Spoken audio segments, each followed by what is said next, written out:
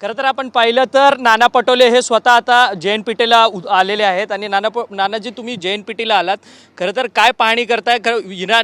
Iran आणि America युद्धाचा संपूर्ण फटका जो आहे तो सर्वसामान्य शेतकऱ्यांना सर्वसामान्य जनतेला बसताना पाहायला मिळतो. आपण पाहिलं असेल की मोठ्या प्रमाणात इथं कंटेनर पडलेले आहेत, ट्रकाच्या लाईन लागलेल्या आहेत आणि सगळ्या शेतकऱ्यांचा शेतीचा माल या ठिकाणी पडलेला आहे.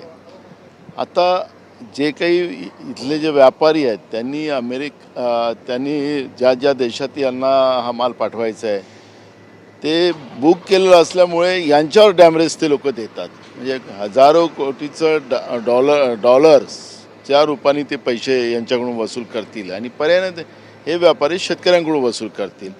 आणि हा सगळा माल नाशिवंत आहे. इथं फळं आहेत, भाजीपाला आहे, मोठ्या प्रमाणात या ठिकाणी ज्या काही वस्तू आहेत त्या सगळ्या नाशिवंत आहेत आणि त्याच्यामुळे पर्यायाने शेतकऱ्यांचंच मोठं नुकसान या ठिकाणी होणार आहे. आणि राज्य सरकार आणि केंद्र सरकार जे पद्धतीचा फुटबॉल करतात या शेतकऱ्यांचा आणि इथल्या व्यापाऱ्यांचा, हे दुर्दैव्य आहे. आणि म्हणून या इस्रायल आणि अमेरिकेच्या युद्धामध्ये हे भारतावर याचे परिणाम होतात हे आता या ठिकाणातून आपल्याला पाहायला मिळत आहे. परंतु सातत्यानं ह्या सगळ्या कंटेनरमध्ये शेतकऱ्यांचा माल आहे, केळी आहे, कांदा आहे, ड्रायफ्रूट्स आहेत, हे सगळे शेतकरी उगवतात ही सगळी पिकं आणि ह्या सगळा पीक जो आहे तो आता इथे कंटेनरमध्ये सडतोय. मी आपल्याला माहितीसाठी सांगतो, मी स्वतः शेतकरी आहे. एक्सपोर्ट क्वालिटी जेव्हा आम्ही पिकवतो त्याला खर्च जास्त येतो, त्याला फार मेंटेन करावं लागतं. आणि हे एक्सपोर्ट क्वालिटी ही जेव्हा विदेशात आम्ही पाठवतो त्याला जास्त पैसे मिळतात, त्या आशेने आम्ही त्याच्यात खर्च करतो. पण आता मला वाटतं की शेतकऱ्यांची बर्बादी याच्यामध्ये आता स्पष्ट आपल्याला दिसायला लागलेली आहे. पण सरकार का शांत बसलेली आहे? सरकार का नाही याला विल्हेवाट लावत? सरकारने शेतकऱ्यांची भरपाई करून देण्याची भूमिका घेतली पाहिजे. नाहीतर या युद्धाचे परिणाम तिथं स्फोट होत आहे, तिथं मोठ्या प्रमाणात मिसाईलचा वापर केला जातो आहे, पण महागाईची मिसाईल आणि हा माल गेला नाही तर त्याचे सगळे दुष्परिणाम या सगळ्या शेतकऱ्यांच्या श्रमावर जाणार आहे.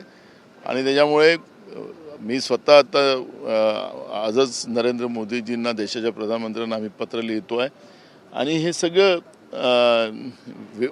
अवस्था जी आहे ते आम्ही त्यांना लिहून पाठवू. उद्या मी स्वतः विधानसभेत ही सगळी भूमिका पण या ठिकाणी मांडणार. परंतु या सगळ्या JNPTच्या व्यवस्थापकांशी तुम्ही काही चर्चा करणार आहेत का आता? मी आता त्यांचे व्यवस्थापक आहेत त्यांच्याशी आम्ही चर्चा करणार आहे. मी इथं हे सगळे कंटेनर पडलेले आहेत, ट्रकाच्या रांगा लागलेल्या आहेत, ते पण आपण पाहिलेलं आहे. त्या सगळ्या गोष्टीचं मी JNPTच्या व्यवस्थापकांशी चर्चा करून काय करू शकताय ते सगळ्या गोष्टीचं आम्ही विचारविमर्श करून त्या पद्धतीचंच पत्रव्यवहार आम्ही केंद्र सरकारसोबत करू.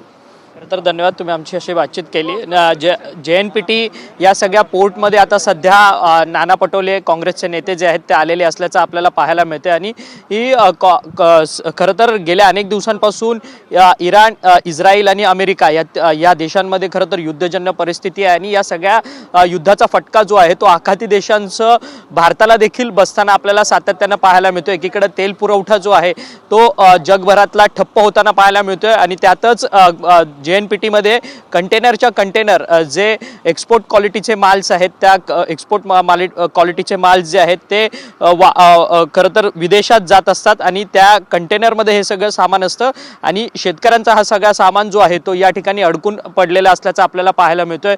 केळी असतील, ड्रायफ्रुट्स असतील, कांदे असतील, इतर कृषी माल असेल, हा सगळा कृषी माल जो आहे तो या ठिकाणी अडकून पडलेला असल्याचं आपल्याला पाहायला मिळतं. स्वतः काँग्रेसचे नेते नाना पटोले या ठिकाणी पाहणी करता या JNPTच्या परिसरात पोहोचलेले असल्याचं आपल्याला पाहायला मिळतंय आणि त्यांनी आपल्याशी बोलताना देखील सांगितलं की या सगळ्या संदर्भात पत्रव्यवहार जो आहे तो पंतप्रधान नरेंद्र मोदी यांच्याशी देखील करणार आहे आणि हा सगळा कंटेनरमधला माल जो आहे तो नाशवंत माल आहे आणि हा सगळा नाशवंत माल जो आहे खरं तर खराब होण्यापूर्वी हा माल जो आहे तो कुठेतरी पुन्हा ट्रान्सपोर्ट होऊन दुसऱ्या देशात घेऊन जावा अशा संदर्भातलं पत्र जे आहे ते स्वतः पंतप्रधान नरेंद्र मोदी यांना नाना पटोले हे करताना पाहायला मिळतील. व्हिडिओ जर्नलिस्ट सिद्धेश नाईकसह Akshay Mankani, TV9 Marathi, JNPT port.